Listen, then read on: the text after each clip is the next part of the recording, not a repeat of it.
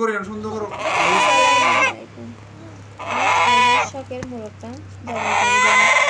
এরা রাখবো নাকি এই মোরগটা বেশি পছন্দ খেতেই হবে।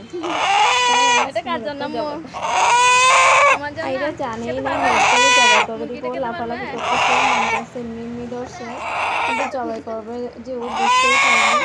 যখন জবাই করার জন্য ছুরিটা হাতে নিল তখন আয়রা বলল আমার মোরগ জবাই করিও না, আমার মোরগ জবাই করিও না। আসলে অনেক বেশি কষ্ট পাচ্ছিল। আম্মু তুমি আমার মোরগ জবাই করছো কেন? আমাকে ভিডিওতে দেখেও বললো যে আম্মু ওর মোরগটা আমি কেন জবাই করলাম।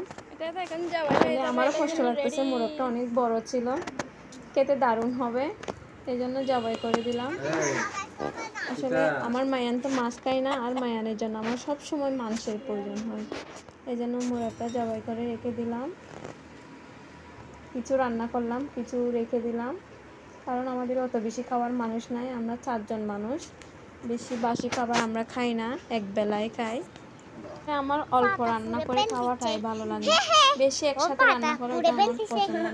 আমি সবসময় অল্প অল্প রান্না করি আর এক বেলায় খাই যে কোনো খাবার, খুবই ভালো লাগে এটাই। আমার আসলে মুরগি গরম পানি দিয়ে পরিষ্কার করতে ভালো লাগে, কারণ ওইটা তাড়াতাড়ি হয়ে যায়।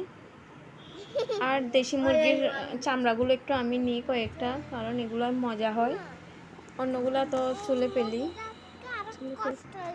আসলে ব্রয়লার মুরগি তো দোকান থেকে পরিষ্কার করে আনা হয়, আর দেশি মুরগিকে আর দোকানে নিয়ে যাওয়া যাবে, এটা তো ঘরের মুরগি, ঘরের মুরগি খেতে অনেক স্বাদ হয়। আসসালামু আলাইকুম।